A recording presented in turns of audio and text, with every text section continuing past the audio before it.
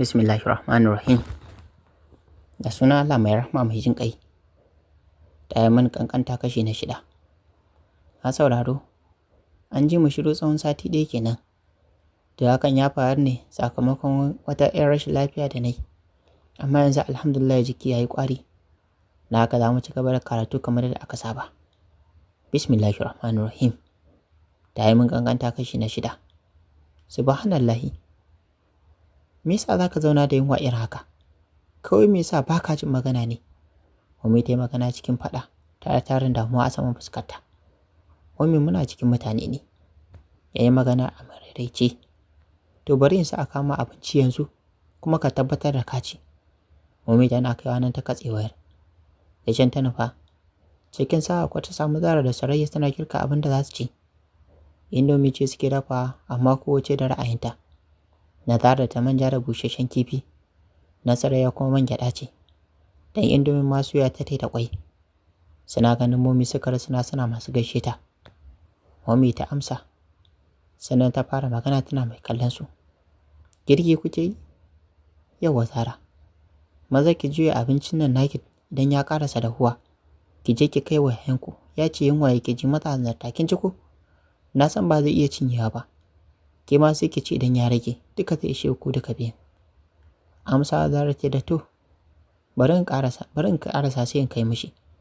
Tana kaiwa nan ta juya ta fice daga cikin kicin din. Ta ce ta dauko hijabinta. Ta dora a saman doguwar rigar baccin da ke cikinta. Ta dawo kicin ta juya abincin a plate mai kyau ta sa cokali mai yatsu. Sannan ta kifa wani plate din a sama. Ta fito ta nufi nasu shashin. Da salamarta ta tura kofar ɗakin nashi. Zaune yake yana waya da abokin shi da Milana mai sake mishi ban gajiya. Shigowata ne yasa ya katse wurin mai da hankalin shi kacokan kanta. A sanye tuzo har gaban shi da abincin. Sakunna ta pick up da kafar shi tana faɗin. Barka da dare. Ga abinci in ji Momi. Ta faɗa tana mika mishi abincin. Amsar abincin ya aje gefen shi sannan ya ce da ita. Ba ni ruwa a farci. Ya ƙara shi magana ba tare da ya kalle ta ba. Miƙiya ta da hanzari ta ce ta ɗauko mishi ruwan. Ta rara tsuguna sannan ta miƙa mishi da hannu biyu. A musaya sannan ya ce da ita. Miƙo min ɗayan wayata tana nan a saman gado sai ki tafi. Miƙiya ta da hanzarinta ta nufi bedroom ɗin nashi. Zara iyayen tsafta. Tana shiga ɗakin na ta samu komai a hargitse. Hatta kayan da ya cire suna nan zuba a saman gado bai ɗauke su ba. Hijab ɗin da ke jikinta ta cire sannan ta rataye a saman kofa. Sannan ta shiga aiki wanda ba a saka ta ba. Wato aikin gyaran ɗakin nashi. Komai sai da ta tabbatar ta ajiye shi a mazauninsa. Ta ɗauko wani zanen gadon ta sauya mishi. Ta gyara tsarin ajiye fulullukan ɗakin. Sannan ta isa kan madubi ta fara gyara madubin. Sakamakon shi ma a hargitse yake. Amma da wannan tun ɗazu ya cinye da abincin da Momi ta ce ba zai iya cinye shi ba. Zaune yake zaman jiran ta dawo ta kawo mishi waya amma ya ji shiru kamar an aiki maraya lahira. Mikiya ya nufi ɗakin. Dan ya ga me take aikatawa har yanzu bata dawo falon ba. Da mamakin shi sai ya ga ɗakin nashi a gyara tsaf. Ga wani intabci da kuma sanyin kamshi da ke tashi a cikin ɗakin nashi. Ita kuwa Hakima tana gaban madubi tana gyara turarrukan da ke saman madubin. A hankali ya taka ya zo bayanta. Ya tsaya hannun shi zuba a cikin aljihun wandon shi. Kallanta yake ta madubi.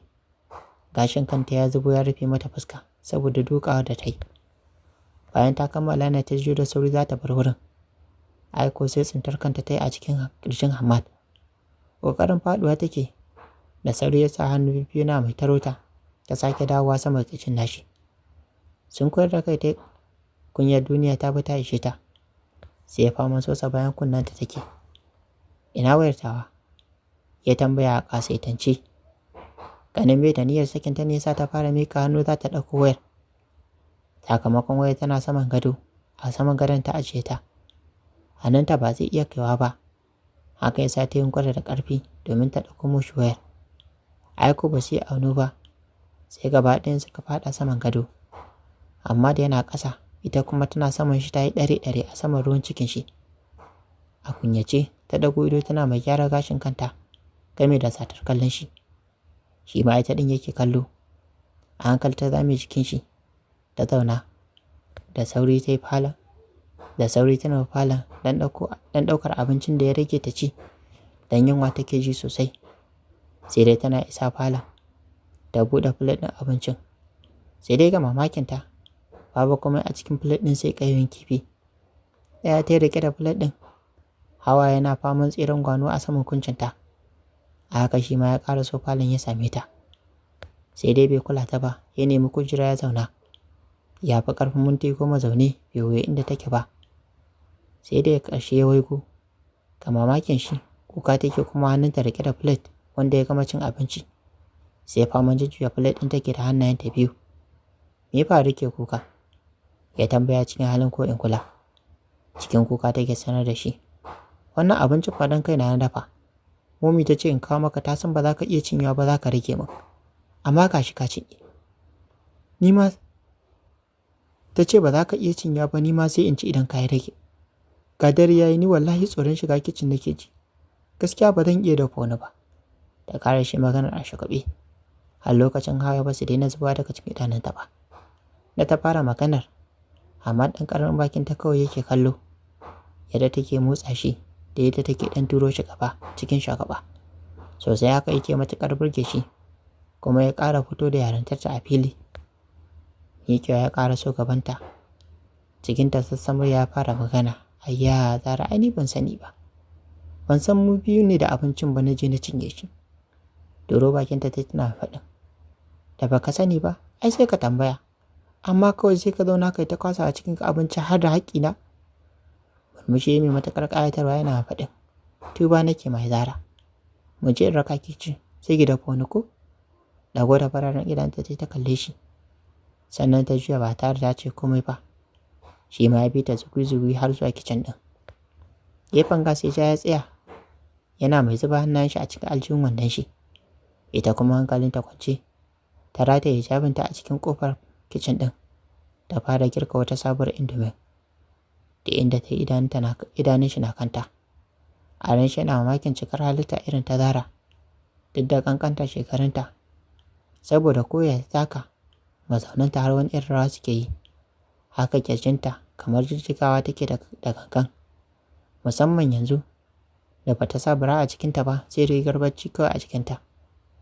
Ɗanyen kifi ta dauko ta fara wankewa, sannan ta zuba mishi kayan ƙamshi da ɗan magi kaɗan ta juya. Kana ta fara soyawa. Sai dai cikin rashin sa'a, tana zuba kifin a cikin man. Ya yi ƙara ji kake tus, tare da fallaso mata a saman kirjinta da kuma hannunta. A matuƙar gigice ta saka ƙara, ta fara tsalla a cikin kicin ɗin, tana kuka game da yarfar hannu. Da sauri Hamadin ya ƙara so wurinta. Ya riko ta yana tambayar ta inda ta ƙone. Ita ko banda kuka babu abin da take yi.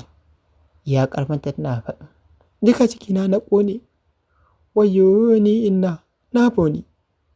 Samsam ta ki tsaya duba ta. Daga ƙarshe dai kashe gatsin yayi. Sannan ya sure ta bai zame ko ina da ita ba sai zuwa ɗakin shi. Sai fangun shekan kuka take yi. Kan doguwar kujera ya kwantar da ita. Sannan ya tsuguna a gabanta yana mai faɗin. Sannu Zara, ki nutsu, ki nuna min inda kike jin zafi, sai in sa miki magani, kin ji? Ya faɗa cikin sigar rarashi. A hankali ta nuna mashi tsakiyar ƙirjinta da hannayenta ɗaya tsanta ɗaya. A hankali ya kai hannun nashi wurinta yana mai faɗin. Ɗan gurin? Gyaɗa mishi kai tai, sai faman zubar da hawaye take tana kuka ƙasa-ƙasa. Mekar da ita ya zaune tare da sabule rigar da ke cikinta. Yana mai bin wurin da ta ƙone da kallo. Sosai yarinya ta bashi tausayi, ganin yadda wurin ya ja yana shirin tashi. Kuma ƙunar na ɗan yawa, kai baka ce da man kifi ta ƙone ba. Cikin ɗakin shi ya ɗauko first aid box, ya zo ya za mata magani a wurin. Ya gama kenan, ta ji wata yunwa ta ƙara turnar ƙaƙota. Na haka ce ta da shi, wallahi yunwa nake ji. Da sauri ya miƙe nufi cikin gidan. Bai jima ba sai gashi ya dawo hannun shi ɗauke da kofi da cokali. Dispenser ya je ya ɗebo ruwan zafi sannan ya haɗa mata ti mai kauri da biredi ya kawo mata. A hankali ta miƙe zaune ta amshi ti ɗin ta fara sha. A hankalin ta kwance, san ba ta jin kunyar Muhammad. A ganinta inda ya fi komai daraja ma a cikinta ya gan shi, ya kuma sa hannu sau babu adadi. To kuma me ya saura? Shi kuma Muhammad kallon bombs ɗin da yake yi, da suke a tsaitsaye suna kallon shi kamar za su kira sunan shi ya amsa. wanda shi ya fi komai ɗaga mishi hankali. Shi yasa yake ta ɗauka man ɗauke idanun shi a kanta. Haka dai har ta gama shan tea ɗin ta miƙa mishi kofin. Bacci ne ya awon gaba da ita yayin da Muhammad ranar kwana yana sheƙa a kan shi ruwan sanyi saboda zafin sha'awar da ke taso mishi. Da asuba da kan shi ya tashe ta ya bata jalabiyar shi ta sa, sannan ta yi rolin gashin kanta da wurin da yake sallah, ta gabatar da sallah. Bayan ta gabatar ne ta cire rigar ta koma bacci.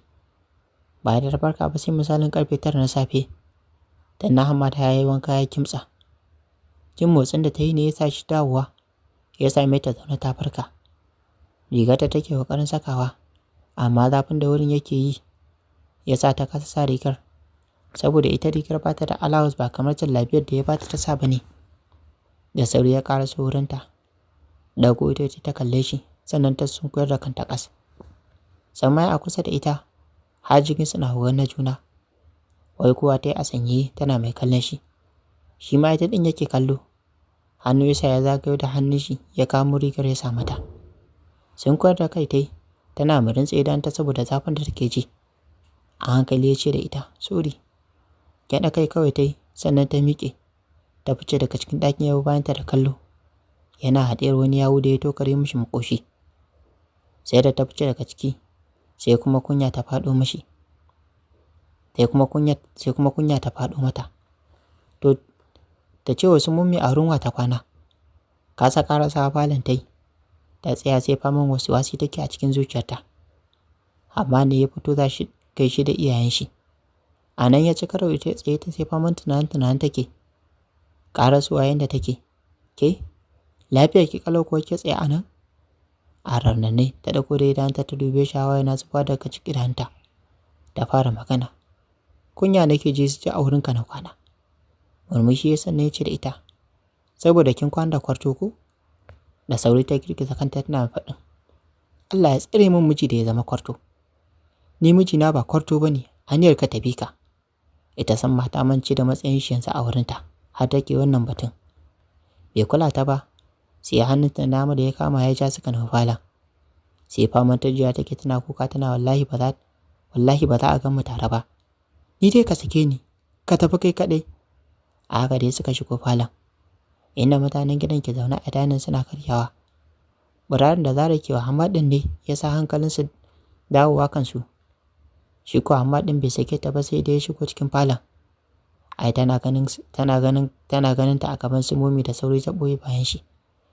Da yadda Hamad ɗin ya kauce ta ma gudu take ta ɓoye bayan shi. Sosai abin ya bawa dadi dariya. A hankali dadi ya fara magana. Raka ta ɗaki mana Muhammad. Ka wani tsaida ta anan. Murmushi yayi, sannan ya ja hannunta zuwa ɗakinta. Sai faman ɓoye fuska take a gefen shi. Sai da ya kai ta sannan ya dawo gun mahaifin nashi.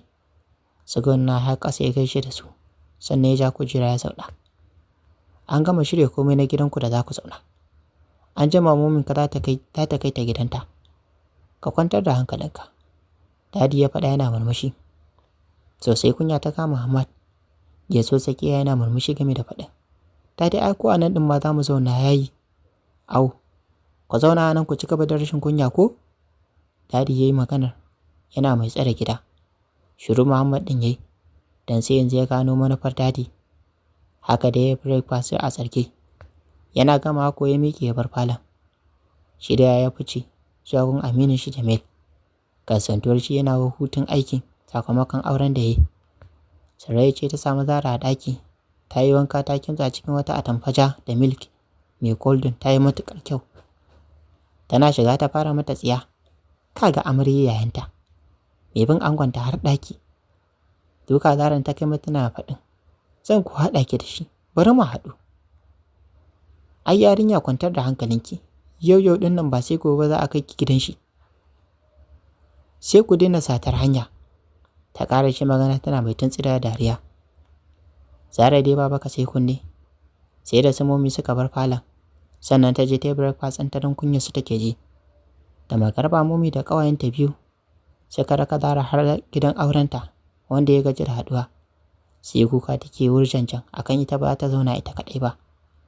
Sarai aka baro a wurin Zara da nufin cewa Hamad idan ya zo zai sa direba ya kawo ta gida.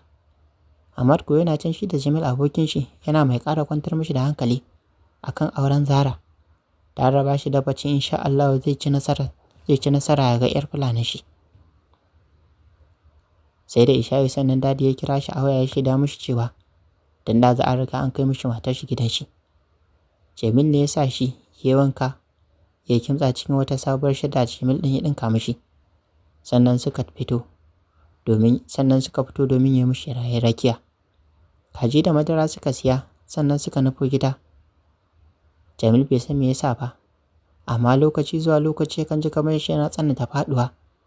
A haka dai har sai ƙaraso gidan. To, jama'a ma sauraro, bari mu ja birki a nan sai a tara a shiri na gaba don jinya za ta ƙarke tsakanin Jamil da Zara. Idan dai har ban iya mantawa ba, Jamil shi kaɗai ne ya san Zara a fuska kuma zai gane ta koda da magana. To, ko amarya Zara za ta yadda ta magana? Ballantana har Jamil ya gane ta? Ko dai za a ci gaba da wasan 'yar burum ne? Sai a tara shi na gaba tun cin gida ta ƙarke. Gare idan wannan ne farkon zuwan ka wannan channel ta mu sai ku danna mun subscribe sannan ku taɓa alamar ƙarar sanarwa domin a dinga sa ku da zarar mun ɗora sabon shiri. Kana ku taɓa alamar like domin ƙara mana ƙwarin gwiwa. Sannan ku share wannan bidiyon ga abokanan ku da ke sa da Facebook. Sannan kuna damar ajiye ra'ayi ko rafi ko ba kuma session kamar da littafi da muke kawo muku. A huta lafiya.